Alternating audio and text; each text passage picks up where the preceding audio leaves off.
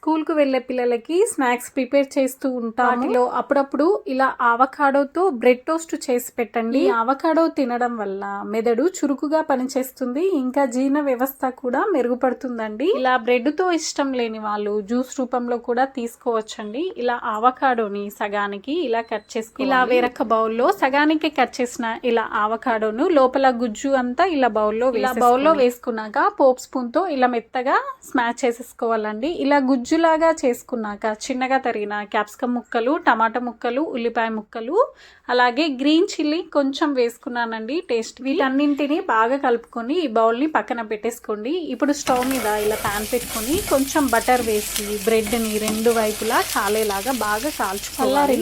Bread పైన ఇలా ఆవకాడోను పెట్టి ఇచ్చేయండి. వాళ్ళకి స్నాక్స్ రూపంలో అప్పుడప్పుడు ఇలా ఇస్తూ ఉండండి. చాలా బాగా ఎంజాయ్ చేస్తారండి. అలాగే వీడియో నచ్చిందని అనుకుంటున్నాను. తప్పకుండా లైక్ చేయడం మర్చిపోవద్దు.